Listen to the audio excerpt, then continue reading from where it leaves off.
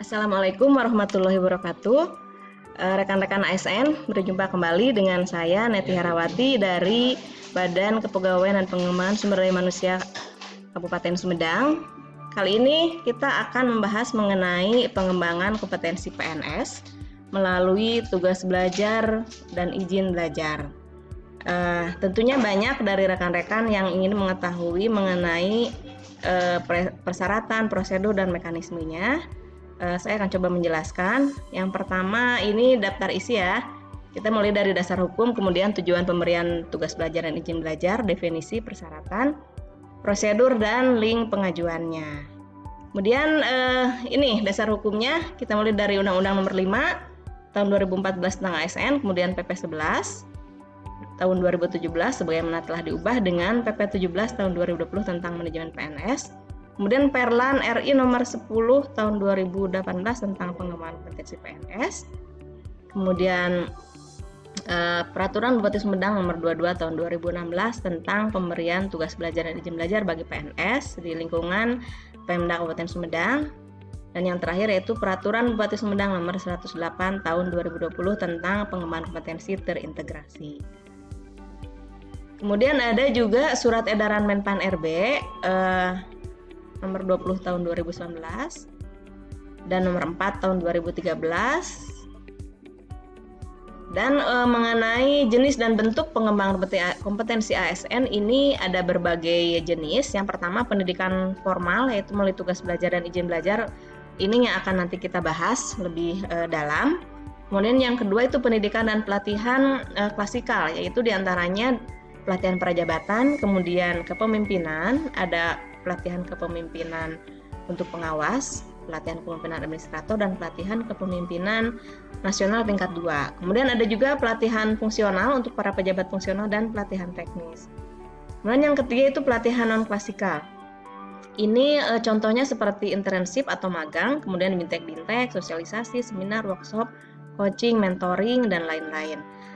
Saat ini untuk menjawab tantangan di era 4.0 dan juga era digital learning telah dikembangkan metode blended learning dan bahkan mungkin full e-learning atau mungkin ada juga yang dikenal dengan hybrid learning untuk metode pemberian pelatihan.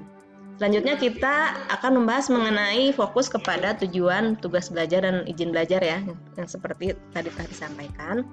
Yang pertama, tujuan pemberian tugas belajar dan izin belajar adalah untuk meningkatkan kompetensi yang terdiri dari pengetahuan, keterampilan, dan pembentukan sikap profesional agar PNS mampu memberikan pelayanan yang terbaik kepada masyarakat. Kemudian tugas belajar di dalam Perbub 22 tahun 2016 ini dikategorikan menjadi dua, yaitu tugas belajar dan tugas belajar khusus. Apa perbedaannya? Nah, yang tugas belajar adalah penugasan kepada PNS untuk mengikuti program pendidikan formal sesuai dengan kompetensi dan formasi dari Pemda sesuai dengan ketentuan perundang-undangan yang berlaku. Sedangkan tugas belajar khusus ini adalah penugasan khusus kepada PNS untuk mengikuti program pendidikan formal pada lembaga pendidikan yang sesuai dengan kompetensi dan formasi pemerintah yang bersifat khusus, baik berkaitan dengan pembiayaan maupun pelaksanaan kegiatannya. Kemudian yang kedua mengenai izin belajar, ini mungkin Bapak Ibu banyak juga yang sudah mengikuti izin belajar atau sudah selesai. Ini izin belajar ini sama yang mengikuti pendidikan formal pada lembaga pendidikan sesuai dengan kompetensi dan formasi yang dilakukan di luar jam kerja. Jadi perbedaannya tugas belajar dan izin belajar adalah kalau tugas belajar nanti statusnya itu cuti dari tugas kedinasan, sedangkan izin belajar masih bekerja seperti biasa dan pembelajarannya itu di luar jam kerja. Kecuali untuk tugas belajar khusus ini tugas belajar khusus ini PNS tetap mengikuti kegiatan atau tugas kedinasan seperti biasa, tetapi juga karena sifatnya khusus baik dari sisi pembiayaan maupun metode dan lain-lain, PNS mengikuti pembelajaran di salah satu perguruan tinggi atau lembaga pendidikan tertentu, sehingga untuk tugas belajar khusus nanti ini diatur dengan SK, dan juga ada persyaratan-persyaratan lain yang harus dilengkapi. Nah, ini persyaratannya. Untuk tugas belajar ada 10.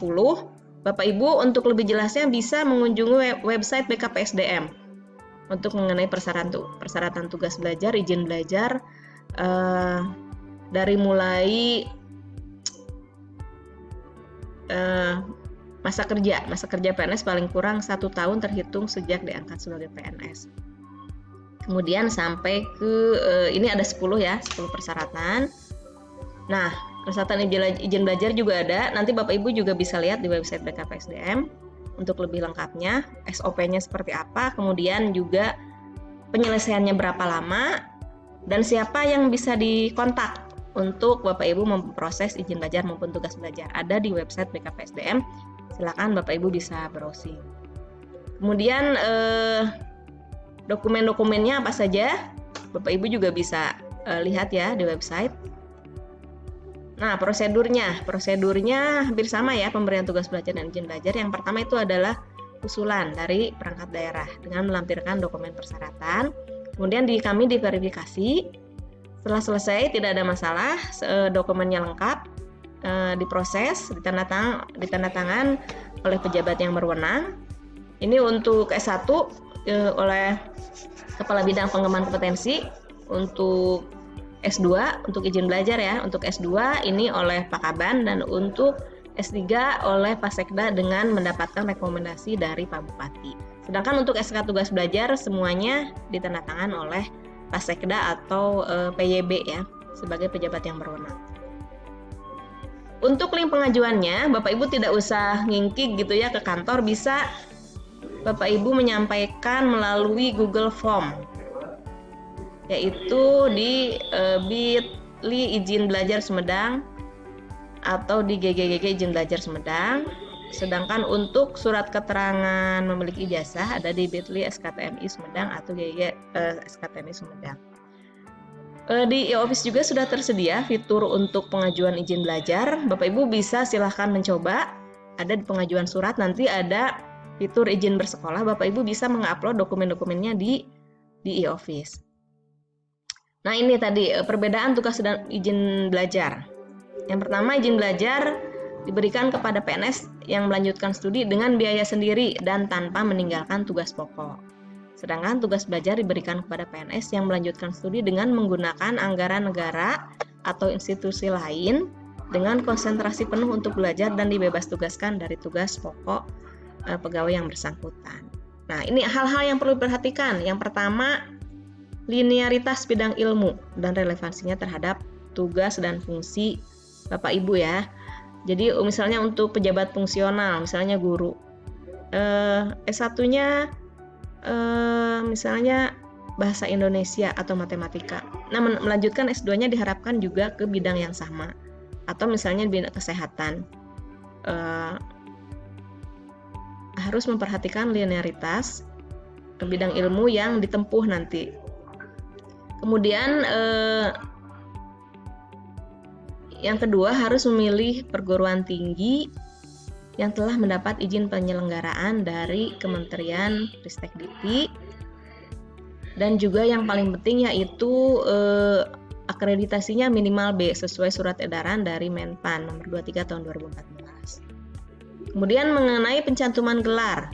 Nah, ini pencantuman gelar saat ini diprosesnya oleh BKN, sehingga kami hanya sebagai pengusul saja gitu ke BKN. Nanti Bapak Ibu bisa mengusulkan ke kami, ke BKPSDM, tapi dalam prosesnya itu diprosesnya di BKN, sehingga mohon maaf tidak dapat mencantumkan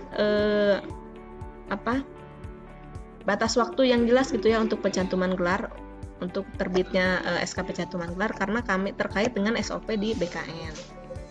Nah, dokumen persyaratan seperti ini bisa Bapak Ibu lihat juga di website BKPSDM. Demikian Bapak Ibu untuk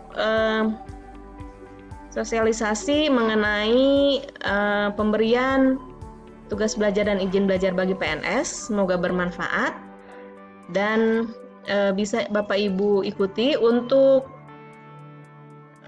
penjelasan lebih lanjut silakan menghubungi ke BKPSDM langsung ya, bidang pengembangan kompetensi aparatur, bisa ke saya atau ke rekan-rekan lain di bidang PKA. Demikian, saya ucapkan terima kasih. Billahi taufiq wal hidayah. Assalamualaikum warahmatullahi wabarakatuh.